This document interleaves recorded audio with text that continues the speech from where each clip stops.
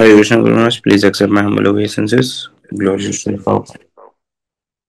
सभी भक्तों में मेरा सादर दंड प्रणाम है। तो आशा है कल आप सभी ने स्नान यात्रा महोत्सव या उत्सव अपने अपने घरों में या अपने अपने मंदिरों में मनाए और उसमें भाग लिया था। और आप सब जानते हैं स्नान यात्रा के बाद आज से रथ यात्रा के दिन तक जब नयन उत्सव होगा या जगन्नाथ जी अनावसर में जाते हैं या उनका दर्शन नहीं होता है, और जब श्री चैतन्य महाप्रभु जगन्नाथपुरी में थे तो इन दोनों में वो कहाँ जाते थे, प्राय हम सब जानते हैं, चैतन्य चैतन्यामृत में वर्णन है। लेकिन फिर भी इस बात पे प्रकाश डालने हमारे बीच श्रीमान पार्थ सारथी प्रभु उपस्थित है। तो आप सभी से अनुरोध है कि अपने नाम जप को विराम देकर आज का टॉक श्रवण करने तैयार रहिए। वे भी एक प्रकार से जगन्नाथ की शरण में ही है, इस्कॉन जलगांव के संचालक है प्रभु जी, और वहां भी जगन्नाथ बलदेव सुभद्रा है। तो अब जो महाप्रभु का विरह था उतना तो नहीं, लेकिन वे भी कुछ विरह की व्यथा से ही पीड़ित होंगे प्रभु जी, क्योंकि अब से रथ यात्रा तक जगन्नाथ का दर्शन, जगन्नाथ की सेवा पब्लिक नहीं होती है। तो इन सब बातों के ऊपर प्रकाश डालने प्रभु जी आज हमारे बीच उपस्थित है। तो ज्यादा समय न लेते हम श्रीमन पार्थ सारथी प्रभु से अनुरोध करते हैं आज का टॉक प्रारंभ करें प्रभु। हरे कृष्णा। हरे कृष्णा। आवाज आ रही है? Yes yes yes. हम शुरुआत करते हैं प्रार्थना से। ओम अज्ञानतिमिरन्धस्य ज्ञानाञ्जनशलाकया चक्षुरोन्मिलितं येन तस्मै श्रीगुरवे नमः। श्रीचैतन्य मनोभीष्टं स्थापितं येन भूतले स्वयं रूप कदा मह्यं ददाति स्वपदान्तिकम्। नमः ओम विष्णुपादाय कृष्णप्रेष्ठाय भूतले श्रीमते भक्तिवेदांत स्वामिनिति नामिने। नमस्ते सारस्वती देवे गौरवाणी प्रचारिणे निर्विशेष शून्यवादी पाश्चात्य देश तारिणे। वाञ्छाकल्पतरुभ्यश्च कृपा सिन्धुभ्य एव च पतितानां पावनेभ्यो वैष्णवेभ्यो नमो नमः। जय श्री कृष्ण चैतन्य प्रभु नित्यानंद श्री अद्वैत गदाधर श्रीवासादि गौर भक्त वृंद। हरे कृष्णा कृष्णा कृष्णा हरे हरे, हरे राम राम राम हरे हरे। हरे कृष्णा हरे कृष्णा। सभी भक्तों को हरे कृष्णा। और खास करके कल ही हमने मनाया जगन्नाथ रथ यात्रा, तो उनके कुछ चित्र आपको मैं समक्ष दिखा रहा हूँ। तो हम सर्वप्रथम जगन्नाथ जी को विशेष प्रार्थना करेंगे, जगन्नाथ जी से आवाहन वंदना याचना करेंगे, उनका प्रणाम मंत्र गाकर। नीलाचल निवासाय नित्याय परमात्मने बलभद्र सुभद्राभ्याम जगन्नाथाय ते नमः।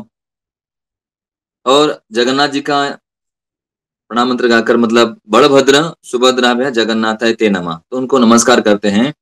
कली के दिन हम सब ने देखा कि जगन्नाथपुरी का एक भव्य दिव्य मंदिर, वहां पर स्नान यात्रा महोत्सव इतने भव्य वातावरण में लाखों भक्तों के समक्ष भगवान ने स्नान किया।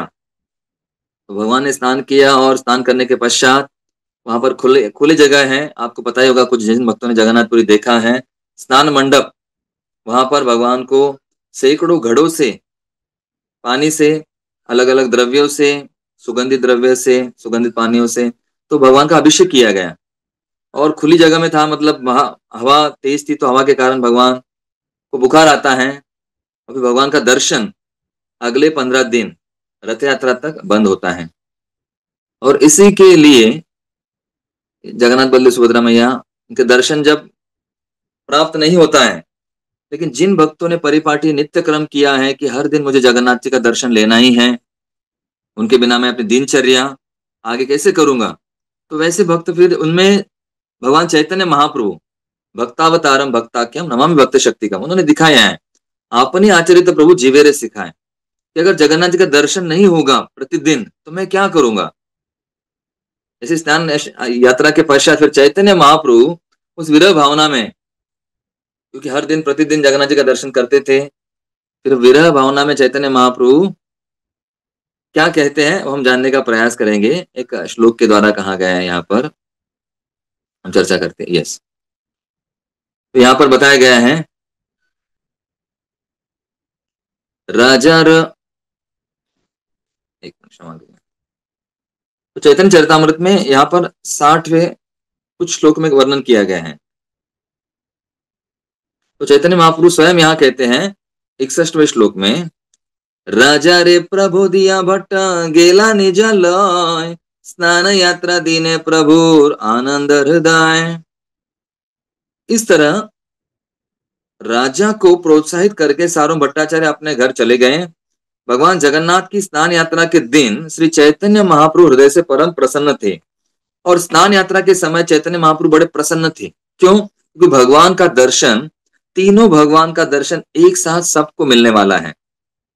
हालांकि जगन्नाथ मंदिर में हम अगर दूर से कहीं गरुड़ स्तंभ से अगर देखते हैं या उसके आगे से भी देखते हैं तो एक या दो भगवान के ही दर्शन होते हैं, तीसरे भगवान के दर्शन आधे होते हैं। लेकिन यहाँ पर भगवान स्वयं बाहर आने वाले हैं स्नान मंडप पर, और सबका तीनों का दर्शन एक साथ होने वाला है। तो ये जो वार्ता सुनकर महाप्रभु बड़े प्रसन्न हो गए। लेकिन तुरंत महाप्रभु थोड़े दुखित भी हुए। कैसे दुखित हुए? स्नान यात्रा देखी प्रभु हैला बड़ा सुख, ईश्वरेर अनवसरे पाइला बड़ा दुख। अनवसरे, अनवसरे मतलब विश्राम की लीला के दौरान भगवान विश्राम करने वाले हैं, तो उस समय दर्शन नहीं प्राप्त होगा। जैसे पंढरपुर में भी आषाढ़ी एकादशी आने वाली है, देवशयनी एकादशी, तो भगवान शयन करने जाएंगे। उसी प्रकार यहाँ पर भी जगन्नाथ जी शयन करने जाने वाले हैं 15 दिन, तो उनका दर्शन नहीं प्राप्त होगा, उनकी कृपा नहीं मिलेगी। तो कैसे फिर अनवसरे, उसे कहते अनवसरे। तो भगवान जगन्नाथ की स्नान यात्रा देखकर श्री चैतन्य महाप्रभु अत्यंत प्रसन्न हुए, किंतु जब उत्सव के बाद भगवान की विश्राम लीला अनवसरे, तब भगवान चैतन्य महाप्रभु अत्यंत दुखी हुए, क्योंकि वे उनका दर्शन नहीं पा सकेंगे। क्योंकि उस समय 15 दिन एक पक्ष भगवान जगन्नाथ को फिर से जो स्नान के कारण, पानी के कारण उनका रंग निकल जाता है, कपूर निकल जाता है, तो उसे पुनः स्थापित करते हैं, लंग लगाते हैं, कपूर लगाते हैं, अलग अलग द्रव्य लगाते हैं, उसे अनवसर कहा जाता है। और जो व्यक्ति फिर, जो भक्त लोग प्रतिदिन दर्शन, नित्य क्रम दर्शन करने के लिए जाते हैं, तो वो विरह में फिर उनकी अनुपस्थिति में उनको खलने लगती है, तो उनका दुख कैसे सहन करेंगे? फिर चैतन्य महाप्रभु देखो कैसे, जो गोपियों के मन में भावना थी, गोपी भावे विरह प्रभु व्याकुल हैया, अलानाथ गेला प्रभु सबारे छाड़िया। भगवान जगन्नाथ से विलग होने के कारण श्री चैतन्य महाप्रभु को वैसी ही व्याकुलता का अनुभव हुआ जैसे कि कृष्ण के वियोग में गोपियों को हुई थी। ऐसी अवस्था में उन्होंने सबका संग छोड़ दिया और अलालनाथ चले गए। अलालनाथ भगवान की जय। तो महाप्रभु ने अलालनाथ की जगह चुनी। देखिए भगवान स्वयं सिखाते हैं, भगवान कृष्ण, उन्होंने कहा है, न पारये हम निरवध्य संयुजा, कि गोपियों आपका जो ऋण है मैं कभी चुकता नहीं कर पाऊंगा। आपने जो मेरे लिए सब कुछ समर्पण कर दिया है, ये श्रृंखलाएं, ये बेड़ियां, ये रिश्ते संबंध आपने सब कुछ तोड़कर छोड़कर मेरे पास आई है, तो मैं आपका ये जो ऋण कैसे चुकता करूंगा? मैं कभी चुकता नहीं कर पाऊंगा। स्वयं भगवान कहते हैं। उसी प्रकार वही सबसे बड़ी गोपी कौन है? श्रीमती राधा रानी। और वही राधा रानी अभी कौन बने हैं? चैतन्य महाप्रभु। तो गोपी भावे विरहे प्रभु व्याकुल हुए। तो भगवान चैतन्य महाप्रभु व्याकुल हुए, क्यों? उस गोपी भाव में मुझे भगवान का दर्शन नहीं मिलेगा। तो इसी वियोग में, इसी विप्रलंब में, इसी विरह में, इसी व्याकुलता में चैतन्य महाप्रभु फिर अलारनाथ जाते हैं। और अलारनाथ जाने के पश्चात फिर महाप्रभु ने एक बार अपनी इच्छा प्रकट की। जब दक्षिण भारत यात्रा के समय में महाप्रभु ने कहा था, अलारनाथ याई तहा निशित रहिमो, विषयीर भला मंदा वार्ता ना सुनिमो। मैं इसलिए अलारनाथ जाऊंगा, जगन्नाथपुरी छोड़ दूंगा, वहां मैं शांति से रहूंगा और भौतिकवादी लोगों के संभव में मामलों में मुझे कुछ नहीं सुनना है। महाप्रभु कई बार अलारनाथ जाते थे, हर साल, हर वर्ष। और दक्षिण भारत यात्रा के समय भी महाप्रभु अलारनाथ गए थे। वहां पर उन्होंने फिर से कहा कि आदि क्या क्या है मुनिय अलालनाथ एक ले रही बतहा गोविंद मात्र साथ, और मेरे साथ कोई नहीं आएगा, केवल मैं गोविंद, मुझे अलालनाथ जाने की अनुमति दीजिए और केवल गोविंद मेरे साथ आएगा। इस प्रकार महाप्रभु ने अलारनाथ यही जगह चुनी थी। प्रिय अलारनाथ भगवान कौन है, हम थोड़ा जानेंगे अभी। तो ये आपके समक्ष कुछ चित्र हैं। अलारनाथ जिसे ब्रह्मगिरी भी कहा जाता है। ब्रह्मगिरी मतलब जहां ब्रह्मा जी ने स्वयं तपस्या की थी, जब उनको सृष्टि निर्माण करने के लिए शक्ति चाहिए थी, ज्ञान प्राप्त चाहिए था, कैसे उत्पन्न करूं, क्या करूं, तो ब्रह्मा जी ने भी वहां तपस्या की है। उनकी तपस्थली वहां पर एक पहाड़ के ऊपर उन तपस्या की है, इसलिए उनको कहा जाता है ब्रह्मगिरी। और फिर भगवान नारायण उन्होंने दर्शन देकर उनको कहा कि हे ब्रह्मा जी, आप मेरा एक विग्रह बनाइए, जिस विग्रह के हाथों में शंख चक्र गदा पद्म इससे युक्त होगा, साथ ही साथ कौस्तुभ मणि सुवर्ण मुकुट गजमणि माला जनेऊ पीतांबर पैंजन इससे विभूषित होने वाला मेरा एक विग्रह बनाइए, उनकी स्थापना कीजिए। तो फिर ब्रह्मा जी ने एक काले पत्थर से, एक पाषाण से एक बड़ा विग्रह बनाया, स्वयं ब्रह्मा जी ने बनाया, और फिर गरुड़ स्तंभ सामने स्थापित कर दिया, और फिर ब्रह्मगिरी में वो विग्रह वहां पर स्थापना की, उस जगह नाम ब्रह्मगिरी हुआ। और इस जो मंदिर आपको दिखाई दे रहा है अलारनाथ मंदिर, जो मेरे पीछे भी है, तो ये मंदिर जगन्नाथपुरी मंदिर से 200 वर्ष पुराना है। मतलब पुराना मंदिर यही है, इसे ब्रह्मगिरी कहा जाता है। अलारनाथ, अलारनाथ क्यों अलारनाथ? तो अलारनाथ मतलब उनका अर्थ ही है अलवारनाथ। दक्षिण भारत में ऐसे भगवान के अलग अलग भक्त हैं, दक्षिण भारतीय संत भक्त कहा जाएंगे, जो भक्ति रस में डूबे होते हैं। जो 12 है भगवान के, 12 अलग अलग आयुध है, अस्त्र हैं, शस्त्र है, या ऐसे आयुध, उनका रूपांतर एक व्यक्ति के रूप में आते हैं। जैसे वृंदावन में ब्रज में घास भी क्या चाहती है कि भगवान की सेवा करनी है, तो जैसे ही भगवान अपना चरण रखेंगे घास के ऊपर, तो घास उनको वो चेतना आती है और वो कहती है मुझे नम्र बनना है, और झुक जाती है, बहुत कोमल बन जाती, ताकि भगवान उनके ऊपर चरण कमल रखे और भगवान को प्रसन्नता हो। हर कोई व्यक्ति, उद्धव जी भी चाहते हैं मुझे गुलबलता नाम के घास बननी है, कहां पर, कुसुम सरोवर में, और वहां के वृक्ष में झुक जाते हैं। क्यों झुकते हैं? क्योंकि भगवान को तकलीफ ना हो, उनको छाव मिले। कुंज, ये कुंज जय राधा माधव कुंज विहारी, तो उस कुंज झुक जाते हैं, आपने देखा होगा सेवा कुंज निकुंज, तो वो झुक जाते हैं वृक्ष, क्यों? भगवान की सेवा करने के लिए, उनको आराम देने के लिए। और कई बार वृक्ष तो भगवान के चरण छूने के लिए प्रयास करते हैं, तो सभी चेतन है। तो वैसे ही दक्षिण भारत में जो भक्ति रस में डूबे हुए भगवान के अलग अलग भक्त हैं, इनमें से 12 भक्तों की सूची यहाँ पर बताई गई है। तो 12 भक्त अलग अलग भगवान के आयुध, अलग अलग अस्त्र शस्त्र बनते हैं। जैसे शंख बनते हैं पोइंगाई अलवार, गदा बनते हैं भूताथा अलवार, तो तलवार बनते हैं पेयल अलवार, सुदर्शन चक्र बनते हैं एक अलवार, सेनापति नम्मा अलवार बनते हैं, मधुर कवि अलवार, भगवान के प्रमुख विष्णुगण बनते हैं, कौस्तुभ अलवार, कौस्तुभ मणि जो है वो कुलशेखर अलवार बनते हैं।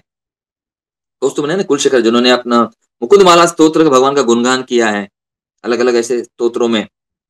गरुड़ जी बनते हैं पेरियार अलवार, भूदेवी बनते हैं अंडाल, भगवान के अलवार ये माने जाते हैं। श्री है, बड़ी गोपी है, वैजयंती माला, थोंडर डिपोई अलवार, श्रीवत्स तिरुपण अलवार, और धनुष जो बनते हैं तिरुंग मंगई अलवार। ऐसे अलग अलग 12 अलवार भगवान के सेवा करना चाहते हैं व्यक्ति रूप में।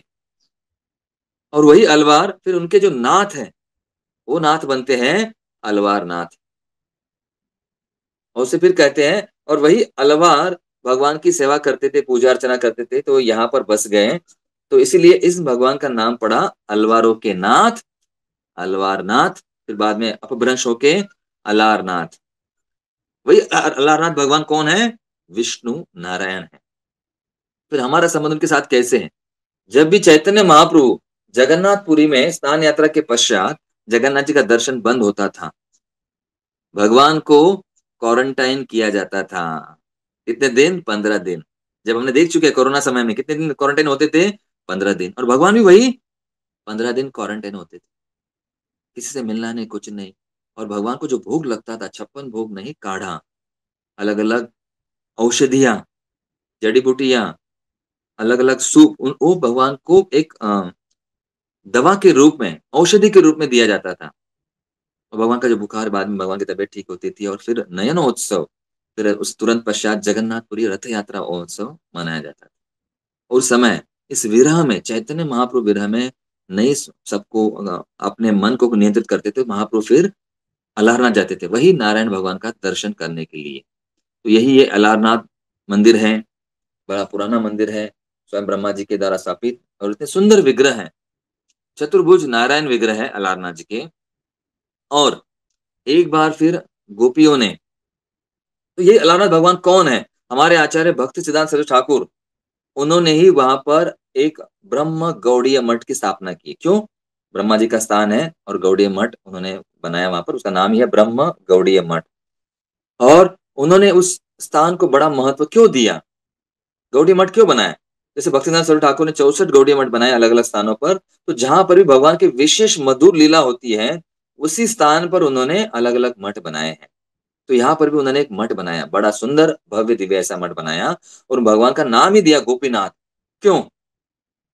क्योंकि रास लीला में भगवान कृष्ण रास लीला करते समय उनको लगा कि गोपियों के मन में कुछ इच्छाएं हैं कि केवल कृष्ण मेरे ही है, मेरे साथ ही नृत्य करते हैं, और भगवान को ये चीजें सहन होती नहीं है। भगवान चाहते हैं कि मेरे भक्त पूरी तरह से शुद्ध हो, हालांकि शुद्ध है लेकिन वो लीला भगवान करते हैं। विरह भावना, विरह भावना ज्यादा जागृत करने के लिए, अधिक मात्रा में जागृत करने के लिए भगवान विप्रलंब रस, विरह रस चाहते हैं। तो उस समय रास लीला से भगवान अप्रकट हो गए। अप्रकट होने के पश्चात गोपियां विरह में गिड़गिड़ाने लगी, कहाँ है कृष्ण, कहाँ कृष्ण, को था कृष्ण। हमारे आचार्य भी विप्रलंब भाव को ज्यादा मानते हैं। नमो गौर किशोराय साक्षात वैराग्य मूर्तये विप्रलंब रसाम्बोदे पदाम्बोजाय ते नमः। विप्रलंब रसाम्बोध। अब वैसे ही गोस्वामी जी क्या कहते हैं, जब ब्रज में जाते हुए गोस्वामी जी कहते हैं, अलग अलग हमारे गोस्वामी, हे राधे ब्रज देवी के चललिते, हे नंद सुनो कुत, आप कहाँ पर हो? हे राधे, हे कृष्ण, श्री गोवर्धन कल्प पाद तले कालिंदी वन्यो कुत, कहाँ पर हो, कहाँ पर हो? गोवर्धन की तलहटी में हम ढूंढ रहे हैं, यहाँ पर ढूंढ रहे हैं, अलग अलग जगह पर। यही विप्रलंब भाव प्रेम को बढ़ावा देता है। और वही जगन्नाथ जी कौन है? माधुर्य भाव घनित मूर्ति। माधुर्य भाव का घन घन रूप में माधुर्य भाव अगर बनाया जाएगा तो वो जगन्नाथ जी के विग्रह है। क्योंकि वहां क्या है, जगन्नाथ जी के विग्रह को कहा जाता है राधा विरहित कृष्ण, और गौरांग महाप्रभु कौन है? कृष्ण विरहित राधा। इसलिए वो जब दोनों मिलते हैं रथ यात्रा के समय, मिलनोत्सव, रथ यात्रा जब होती है, जगन्नाथ जी और कृष्ण जब मिलते हैं तो वो बड़ा विशेष उत्सव होता है। और फिर उसे कहेंगे विप्रलंब बहुत उच्च स्तर पे पहुंच जाता है, और ये विशेष प्रेम रथ यात्रा का है। बहुत कृपा का महोत्सव है, मिलनोत्सव है, विप्रलंब की पराकाष्ठा है। और जगन्नाथपुरी धाम को कहा जाता है फिर विप्रलंब क्षेत्र। इसलिए महाप्रभु ने अपने जो अंतिम लीला है, अंत्य लीला जगन्नाथपुरी में की है। उन्हें 18 साल महाप्रभु जगन्नाथपुरी में रहे। और अलारनाथ, अलारनाथ को कहा जाता है द्विगुणित, डबल हो जाता है विप्लव भाव, क्योंकि जगन्नाथपुरी का विप्लव भाव डबल जब हो जाता है, द्विगुणित हो जाता है, तो वो अलारनाथ क्षेत्र है। जो गोपियां भगवान के विरह में भगवान को ढूंढ रही थी, कहाँ है कृष्ण, को था कृष्ण, महाप्रभु जैसे कहते थे, और ढूंढ रही थी, फिर भगवान कृष्ण ने क्या किया, अपने आप को चतुर्भुज रूप में प्रकट कर दिया।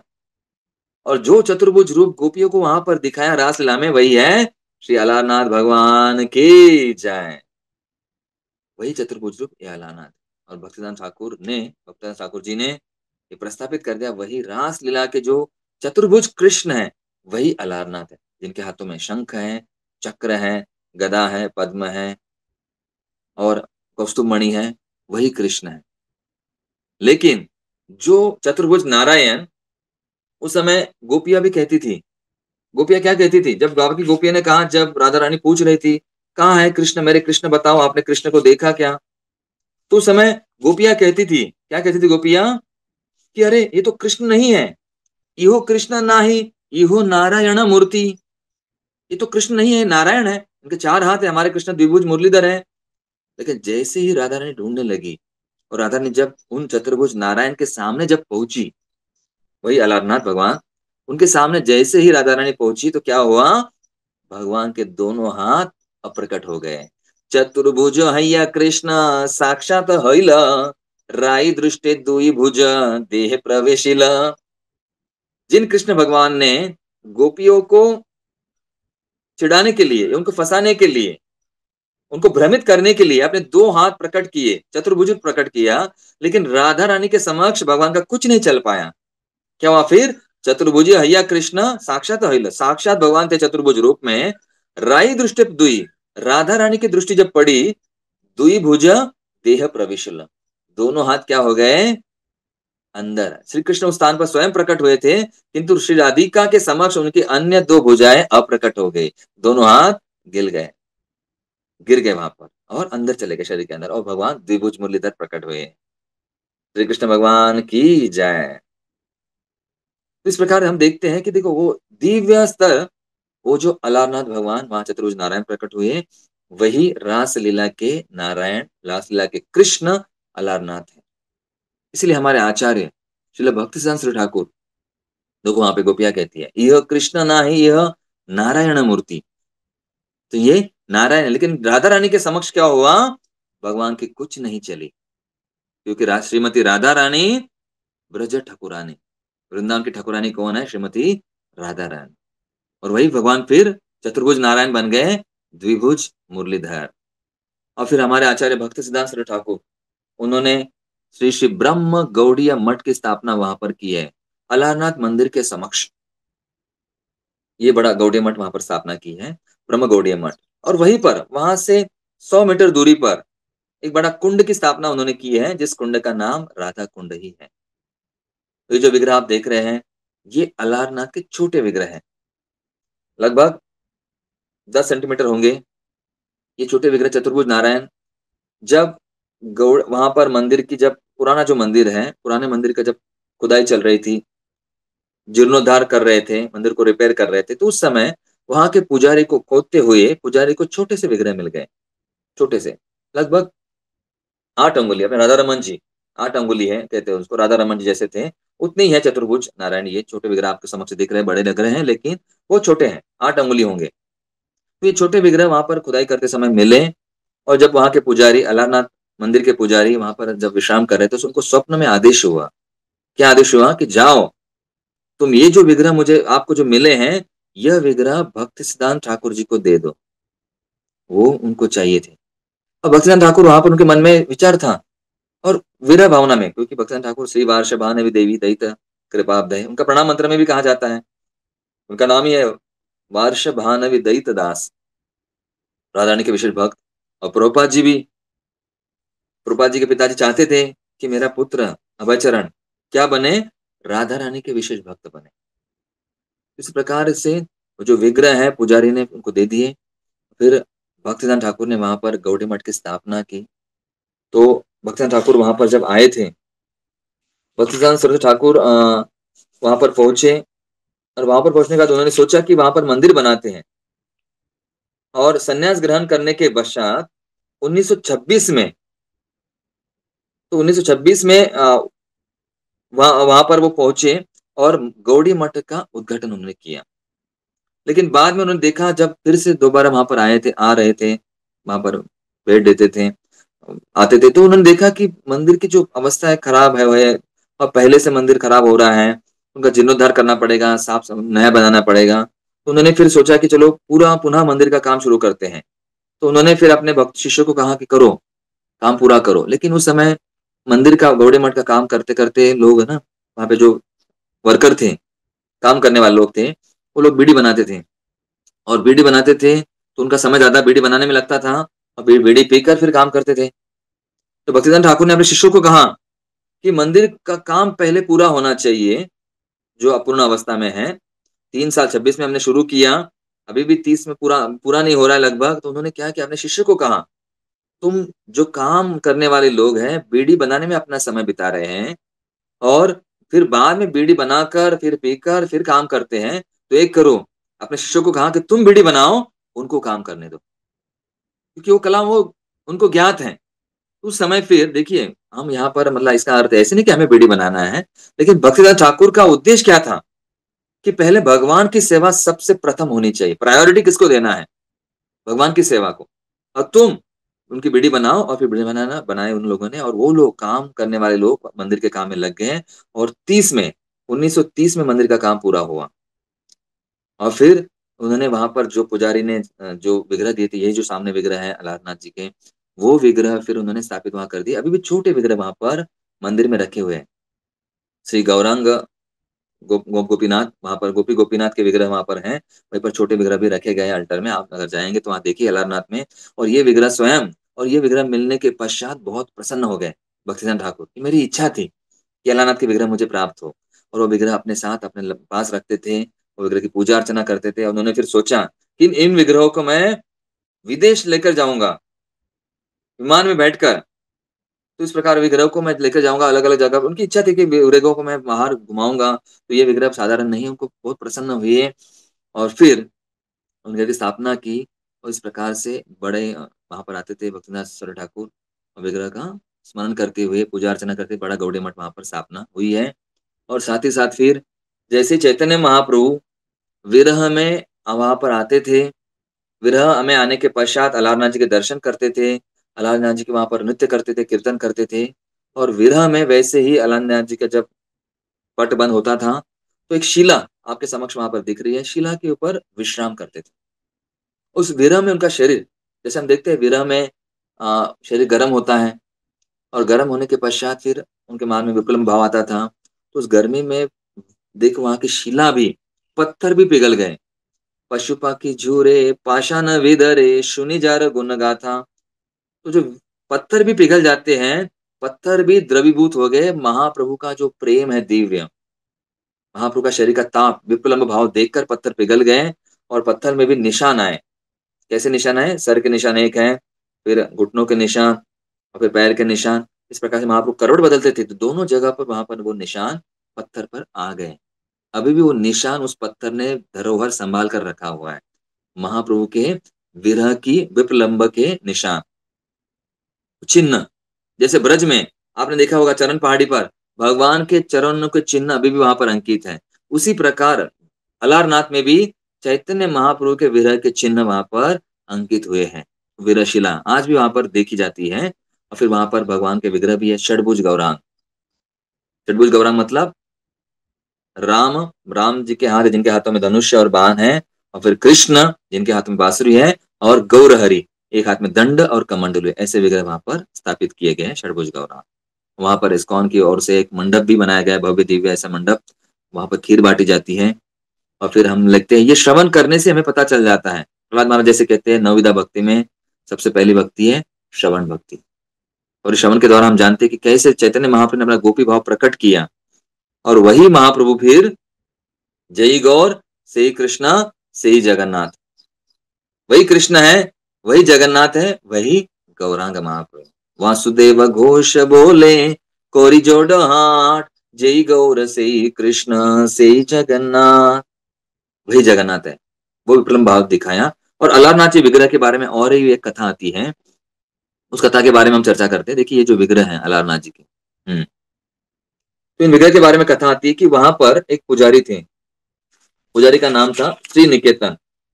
और श्री निकेतन वहां पर अलारनाथ जी की पूजा करते थे, लेकिन थोड़ा सा कर्मकांडीय ब्राह्मण होने के कारण, कम्मा ब्राह्मण, कर्मकांडी ब्राह्मण थे, उनके मन में अलग अलग शुद्ध भाव नहीं था। केवल अपना चरितार्थ, अपना पेट पालने के लिए वो भगवान की पूजा उस समय करते थे। लेकिन एक बार श्री निकेतन ब्राह्मण भगवान को भोग उन्होंने अर्पण किया। और फिर उन्होंने कहा कि देखिए देखिए, पुत्र को कहा कि अभी कल दूसरे दिन, जब भोग अर्पण हर दिन करते थे, दूसरे दिन वो गए, उन्होंने कहा कि मुझे भिक्षा मांगने के लिए बाहर जाना पड़ेगा किसी अन्य स्थान पर, अपना चरितार्थ चलाने के लिए। तो उनके पत्नी को कहा, फिर अपने पुत्र, उनका पुत्र का नाम था मधुसूदन। मधुसूदन मधु को कहा, बेटा मधु, तुम भोग भगवान को लगाओ, मैं भिक्षा मांगने के लिए बाहर जा रहा हूँ दूसरे गांव, 2-3 दिन के पश्चात वापस आऊंगा। तुम्हें क्या करना है? भगवान को भोग लगाना है। तो ऐसे करने के पश्चात, तो पुत्र उनका था, छोटा बालक था, छोटे बालक ने भगवान के पास गया अलारनाथ जी को। और जैसे मम्मी, उनकी माता ने कहा कि बेटा भोग लगाओ भगवान को, भगवान के सामने पूरी थाली रख दी और भगवान को भोग लगाया। भगवान से प्रार्थना की, जो पिताजी ने बताया था जैसे प्रार्थना, पूजा अर्चना की, हे भगवान कृपया ये भोग स्वीकार कीजिए, मैं आपको ये अर्पण कर रहा हूँ पिताजी के आदेश के अनुसार, ऐसे कह दिया। और छोटा बालक अपने दोस्तों के साथ खेलने के लिए चला गया।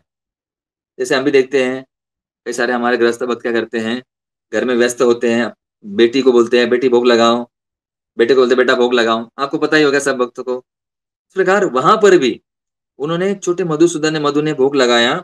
और फिर जब वापस खेल कर आ गए, मम्मी ने कहा, उनकी माता ने कहा कि कहाँ है बेटे भोग लगा, तो वापस आए और भगवान को कहा कि भगवान भोग तो आपने खाया ही नहीं, तो आप कैसे ग्रहण किया? मेरे पिताजी हर दिन आपको भोग लगाते हैं, आप तो ग्रहण करते होंगे, लेकिन मेरे से आप ग्रहण नहीं किया, मुझे पिताजी डांटेंगे।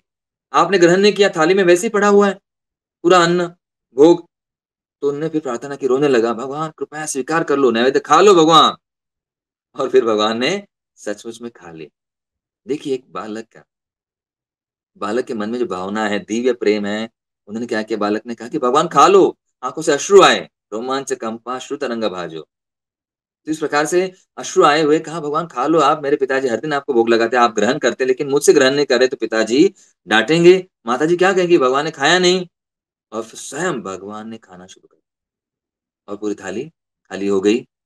और फिर जब बटन बेटा मामा माताश्री देखो भगवान ने खा लिया, और उनकी माताश्री गुस्सा हो गई, माताजी ने अचंभित हो गई, आश्चर्य क्या अचरज हो गई कि तो हर दिन तो मेरे पति स्वामी भोग लगाते हैं, लेकिन वापस पूरी थाली लेके आते हैं, और आज मधु ने भोग लगाया और भगवान ने खा लिया, ऐसे कैसे हो सकता है?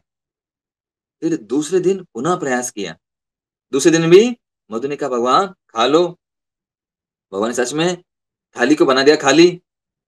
और माता ने कहा इस प्रकार से 3 दिन वो परिवार भूखा रहा। उनकी माताजी ने कहा कैसे हुआ? और जब वो जो श्रीनिकेतन ब्राह्मण भिक्षा लेकर वापस आ गए, उन्होंने कहा क्या हुआ, तुम्हारी तबीयत थोड़ा सा अस्वस्थ लग रहा है, नहीं हम 3 दिन से क्यों नहीं खाए, क्यों? भगवान खा रहे हैं। और उन्होंने कहा सच में ऐसे? ये क्या करता है, मधु झूठ बोल रहा होगा, कुछ ना कुछ शरारत करता होगा। तो उन्होंने कहा ठीक है आज मेरे समक्ष भोग लगाओ। और उन्होंने फिर थाली बनाकर भगवान के सामने, मधु ने कहा भगवान खा लो, आज तो मेरी इज्जत मेरी लाज बचाओ।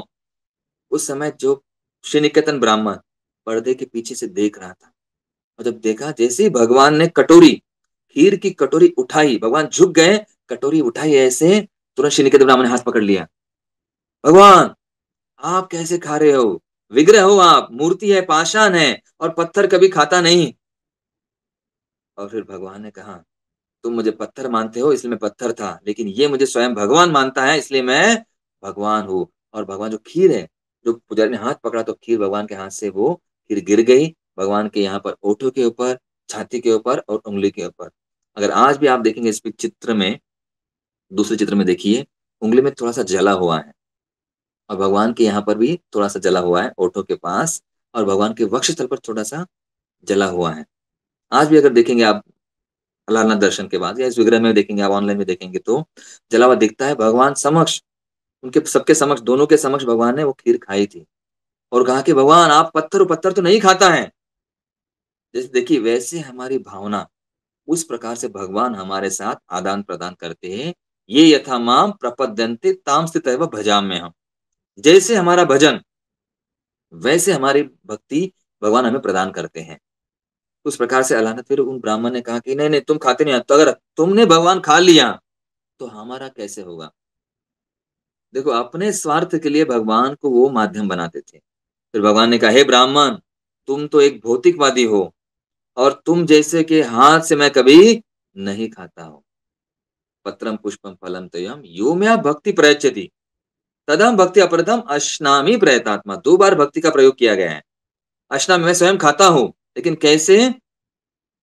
अष्टामी प्रयत्न जैसे प्रेम से, तदहम भक्ति अपहृतम, भक्ति से पूर्ण अगर कोई मुझे भोग लगाता है, पत्ता हो, फूल हो, पानी हो, या जल हो, या फल हो, मैं उसे ग्रहण करता हूं। तदहम भक्ति अपहृतम, भक्ति से ओतप्रोत होना चाहिए, मतलब प्रेम से भरा होना चाहिए। प्रेम से मैं छिलका भी खा लेता हूं, प्रेम से मैं झूठे बेर भी खा लेता हूं, प्रेम से पत्ता भी खा लेता हूं। ऐसे भगवान है। और भगवान ने कहा तुम भौतिकवादी वृत्ति के हो, इसलिए मैं तुम्हें श्राप देता हूं, तुम्हारा ये परिवार पूरा सब कुछ कुल नष्ट हो जाएगा। और भगवान ने फिर कुछ कालों के अनुसार पूरा जो कम्मा ब्राह्मण परिवार उसका सब कुछ नष्ट हो गया। और लेकिन फिर उन भगवान ने राजा पुरुषोत्तम देव को, पुरुषोत्तम उस समय राजा पुरुषोत्तम देव वहां पर राजा थे, उनको स्वप्न में आकर कहा कि इसका पूरी सेवाएं आप पुनः शुरू कर दो, लेकिन केवल मधु जो ब्राह्मण है, मधु जो पुत्र है, उसे कुछ नहीं होगा, लेकिन बाकी परिवार पूरा नष्ट हो जाएगा। फिर राजा पुरुषोत्तम देव ने पुनः उस भगवान की सेवाएं शुरू कर दी, अलानाथ भगवान की, और ब्रह्मगिरी में फिर वशिष्ठ गोत्रीय ब्राह्मण और भरद्वाज गोत्रीय ब्राह्मण को वहां भेजा और उन परिवार के द्वारा फिर नियुक्त किया गया, उन्होंने फिर से वही सेवा शुरू कर दी भगवान की। इस प्रकार हम देखते हैं यहाँ से अलानाथ भगवान से हम क्या सीखना है, या फिर भक्तिनाथ ठाकुर ने वहां पर गौड़ी मठ की स्थापना की है, तो भगवान भक्ति के द्वारा आकर्षित होते हैं और भगवान को भक्त जनप्रिय, भगवान कहते हैं मेरा भक्त जो है वो मेरा भक्त नहीं है, मेरे भक्त का भक्त जो है वो मेरा भक्त है। एमे भक्त जना पार्थ न भक्तास्तमे मद भक्ता नाम जो भक्त तेमे भक्त मतातम, कि मेरा मत क्या है, मेरे भक्त का भक्त जो है वो मेरा भक्त है। और देखिए छोटा सा बालक भी हो, चाहे प्रहलाद महाराज हो, यहाँ पर मधु हो या ध्रुव महाराज हो, उन्होंने भक्ति के द्वारा, अपनी शक्ति के द्वारा, भक्ति की शक्ति के द्वारा भगवान की प्राप्ति कर ली। इसी प्रकार मनुष्य ही नहीं, प्राणी गजेंद्र ने भगवान की भक्ति के द्वारा शक्ति प्राप्त की। तो इस प्रकार हम देखते हैं कि भगवान की भक्ति के लिए भाव होना चाहिए। तो भगवान, ये भगवान जो है, इनके शंख चक्र गदा पद्म के क्रम के अनुसार इनका नाम पड़ता है जनार्दन, और अलानाथ भगवान भी कहते हैं, या चतुर्भुज नारायण भी उनको कहा जाता है। तो ये जनार्दन भगवान। तो इस प्रकार भगवान कौन है? भावग्राही जनार्दन, अपने भावों को, भक्तों के भावों को स्वीकार करते हैं। तो जैसे हम कहते हैं अगर कोई भगवान को पत्ता भी देता है, फूल भी देता है, पानी भी देता है या फल भी देता है, भगवान स्वीकार कर लेते हैं। उतना ही नहीं, एक कथा भी आती है, भगवान के विग्रह आदान प्रदान करते हैं, जैसे साक्षी गोपाल भी हम देखते हैं, साक्षी गोपाल स्वयं चले, तो हम कहते कई बार कि विग्रह चलेंगे कहाँ, बातें कैसे करेंगे, लेकिन विग्रह बातें भी करते हैं, चलते भी हैं। साक्षी गोपाल जी ने सिद्ध कर दिया, या तो भगवान ने स्वयं खा लिया। और अभी भी आप अगर देखेंगे भगवान के ओठ के ऊपर जला हुआ निशान है, छाती के ऊपर, उंगली के ऊपर यहाँ पर दिख रहा है सामने, तो जला हुआ निशान है। तो इस प्रकार भगवान स्वयं आदान प्रदान करते हैं, अगर हम उनको मानते हैं तो भगवान को हमें मानना भी चाहिए, जानना भी चाहिए और पहचानना भी चाहिए। तो भगवान को केवल भारत में हम देखते हैं लोग केवल भगवान को मानते हैं, कोई कहेगा ये लकड़ी है, कोई कहेगा पत्थर है, कोई कहेगा ये धातु है, पीतल है, तांबा है, अष्ट धातु है, कोई सोना होगा, लेकिन भगवान उसमें प्रकट होते हैं भक्तों के द्वारा बुलाने के पश्चात। वही जगन्नाथ जी ने क्या दिखाया हमें, जगन्नाथ जी की अलग अलग लीलाएं, अभी भी लीलाएं हो रही हैं।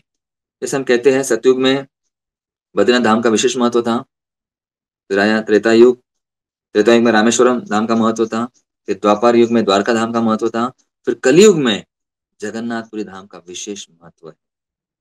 क्योंकि जगन्नाथ जी को पता है लोगों का जो प्राण है ज्यादा अन्न में है, इसलिए जगन्नाथपुरी धाम को कहा जाता है अन्न ब्रह्म, तिरुपति को कहा जाता है कांचन ब्रह्म, पंढरपुर को कहा जाता है नाद ब्रह्म। तो ये जो अन्न ब्रह्म मतलब लोग, हमें पता है, देखिए अभी भी समय हो रहा है, 7:30 बज रहे, फिर 8 बजे तुरंत नाश्ता, दोपहर में लंच, शाम को डिनर, वैसे ट्रेन में लोग खाते ही रहते हैं, क्योंकि अन्न में लोगों का प्राण है।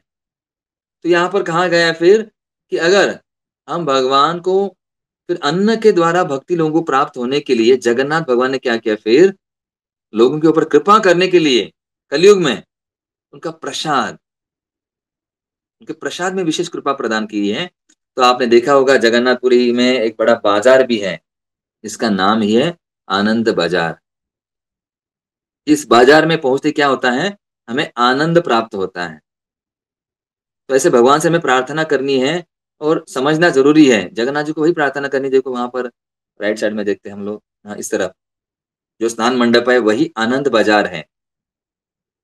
आनंद बाजार में क्या होता है, केवल प्रसाद का वहां भंडारा लगा रहता है, जाओ प्रसाद, क्योंकि भगवान को पता है कलयुग में लोगों का प्राण अन्न में है।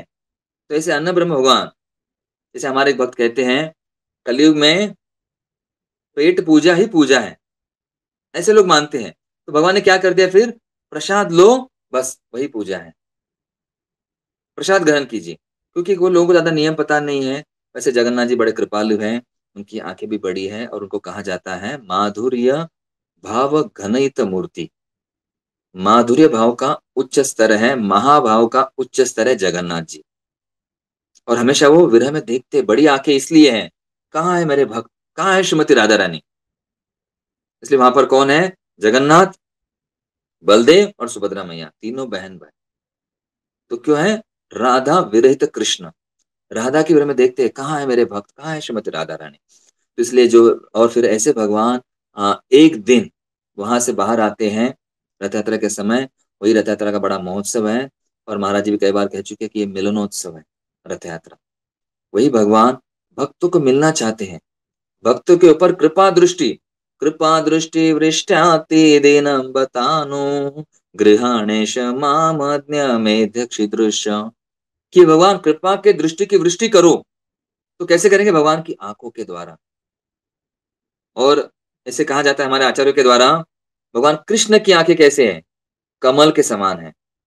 नमो पंकज नाभाय, नमो पंकज मालिनी, नमो पंकज नेत्राय, नमस्ते पंकजांग्रे। कमल के समान है, जैसे बंद कमल। और जगन्नाथ जी की आंखें कैसी है? ब्लॉसम, फूल, पूरा खिला हुआ कमल। खिला हुआ कमल जब खिलता है, बड़ी आंखें हो जाती है, तो कोई उससे छुप नहीं सकता है। कितना भी छुपने का प्रयास करेंगे भगवान जगन्नाथ जी, आंखें खुली हैं। वो भी एक माधुर्य भाव है, बड़ा विरह का भाव है, महाभाव है। और चैतन्य महाप्रभु इसलिए हर दिन प्रतिदिन वहां पर भगवान का दर्शन करने जाते थे। और जब दर्शन प्राप्त नहीं हुआ तो अलारनाथ भगवान के पास गए। और अलारनाथ भगवान वही चतुर्भुज नारायण, रास लीला के कृष्ण नारायण बने, चतुर्भुज नारायण। तो उनका विग्रह वहां पर वही है। हमारे आचार्य ने कहा है, भक्तिसिद्धांत ठाकुर ने इसके लिए उसके ऊपर बताया, मोहर लगाई है। और वहां पर ब्रह्म गौड़ीय मठ स्थापना की है। विशेष लीलाएं उनके साथ हुई है, उनको जो छोटा विग्रह भी प्राप्त हुआ अलारनाथ जी का। इस प्रकार हम देखते हैं भगवान भक्तों के साथ आदान प्रदान करते हैं, लेकिन जब हम उनको मानते हैं, जानते हैं और पहचानते हैं तभी। तो शुरुआत हमसे करनी पड़ेगी। और इस कलयुग में विशेष करके तो अन्न, अन्न ब्रह्म या प्रसाद का तो महत्व है ही। तो इसलिए कहा जाता है सेवन मुखे ही जीवा दो। जीवा के दो कार्य हैं, कौन से हैं? भगवान का प्रसाद लेना और हरि नाम गाना। सही अन्नामृत पाओ, राधा कृष्ण गुण गाओ। और जैसे प्रसाद लेने के पूर्व या प्रसाद लेने के पश्चात क्या करना चाहिए? राधा कृष्ण का गुण गाना चाहिए। जैसे हम जूम पर देखते हैं, हर दिन सुबह भगवान का नाम लेना चाहिए। हरे कृष्ण कृष्ण कृष्ण हरे हरे, हरे राम राम राम हरे हरे। वही हमें कलयुग में समझना चाहिए। अन्न ब्रह्म जगन्नाथ जी की कृपा होनी चाहिए, भगवान का प्रसाद भगवान को भोग लगाना, लगा कर ही लेना चाहिए। और साथ ही साथ भगवान का नाम ही लेना चाहिए प्रतिदिन, और भक्तों के संग में, क्योंकि संगे शक्ति कलयुगे। और परम पूज्य लोकनाथ सिंह महाराज जी की कृपा से महाराज जी भी कहते हैं ये रथोत्सव मतलब मिलनोत्सव है, भक्त और भगवान का मिलन। लेकिन कैसे मिलन होता है? बीच में भक्ति होती है तभी। क्योंकि भक्त भी है, भगवान भी है, लेकिन बीच में भक्ति नहीं है तो उसका असर नहीं होता है, अनवसर है। तो उसका असर जब होगा, जब भक्ति होगी तो। और हमारे आचार्य ने हमें सिखाया है विप्रलंब भाव, विरह भाव, और इसे हमें प्रयास करना चाहिए। हमें ज्यादा मिलन में आनंद नहीं तो विरह में आनंद अधिक होता है, उसके लिए प्रयास करना चाहिए। इसलिए हमारा जो हरे कृष्ण महामंत्र है, प्रभुपाद जी कहते हैं हमारे इस्कॉन के मंदिर ही वैकुंठ है। मंदिर में जहां पर रहे, अपना घर ही मंदिर बना सकते हैं, लेकिन वहां पर नाम संकीर्तन या कीर्तन या भगवान का नाम होना चाहिए। और विरह भाव ने हमें जप करना चाहिए, भगवान से प्रार्थना करनी चाहिए, हे राधा रानी, हे कृष्ण, हे सब आनंद के स्रोत भगवान राम, हे कृष्ण, मुझे हे राधा ने आपकी सेवा में मुझे नियुक्त करो। और जहां जिस स्थान पर हो, भगवान की सेवा में नियुक्त रहना है और विरह भाव में प्रार्थना करनी है और भगवान को पुकारना है। चैतन्य महाप्रभु जैसे पुकारते थे, हरे कृष्ण कृष्ण कृष्ण हरे हरे, हरे राम राम हरे हरे। तो हमें वही प्रार्थना करना है और वही विचार हमारे मन में, जब में वही विचार होना चाहिए कि हे भगवान, हे कृष्ण, मुझे आपकी सेवा में ले लो या मुझे आपका दर्शन मिलाओ। जैसे कई बार हमारे गोपाल गुरु गोस्वामी, उन्होंने भी महाराज जी से उनका अर्थ बताते हैं, अलग अलग अर्थ है। हरे का अर्थ क्या है, कृष्ण का अर्थ क्या है? मम चित्त शोधय, निज सेवा योग्य माम कुरु। वही हमारे मन में विरह भावना, चैतन्य महाप्रभु जो चाहते थे, उन्होंने चैतन्य महाप्रभु जैसे भारत भ्रमण भी किया, लेकिन भगवान के विरह में, विरह नाम का प्रचार किया। तो दोनों चीजें हमें चाहिए, भगवान का नाम और भगवान का प्रसाद, वही हमें सीखना है। जय जगन्नाथ। जगन्नाथ बलदेव सुभद्रा मैया की जय। श्रील प्रभुपाद की जय। अनंत कोटि वैष्णव वृंद की जय। निताई गौर प्रेमानंदे। हरि हरि बोल। तो बहुत धन्यवाद। बहुत धन्यवाद प्रभु जी आज के इस सत्र के लिए, विशेष रूप से अलारनाथ कथा के लिए। जो महाप्रभु का जो भाव था उसे भी आपने प्रकाशित किया। सुंदर प्रेजेंटेशन के माध्यम से आपने ऑडियो वीडियो दोनों विजुअल्स ऑन रखे थे, ताकि कलयुग में और एक बात चलती है, सीइंग इज बिलीविंग। जब देखते हैं भक्त तब लगता है अरे ये तो सही बात है, सही बात है, सही बात है। तो आपने शब्द के साथ प्रत्यक्ष प्रमाण भी देते हुए आज के टॉक को एक प्रकार से सार्थक किया। तो बहुत बहुत धन्यवाद प्रभु जी। सभी भक्तों की ओर से महामंत्र का उच्चारण करके हम श्रीमान पार्थसारथी प्रभु का हृदय पूर्वक आभार व्यक्त करते हैं आज के इस सत्र के लिए। हरे कृष्णा कृष्ण कृष्ण हरे हरे, हरे राम राम राम हरे हरे। श्री हरिनाम प्रभु की जय। हरे कृष्ण महामंत्र की जय। जगन्नाथ बलदेव सुभद्रा जय। श्री जगन्नाथपुरी धाम की जय। अलारनाथ भगवान की जय। श्री गौरांग महाप्रभु की जय। श्री प्रभुपाद की जय। परम पूज्य लोकनाथ स्वामी गुरु महाराज की जय। वांछा कल्पतरुभ्यश्च कृपा सिंधुभ्य एव च पतितानां पावनेभ्यो वैष्णवेभ्यो नमो नमः। अनंत कोटि वैष्णववृंद की जय। थैंक यू प्रभु जी। हरे कृष्णा।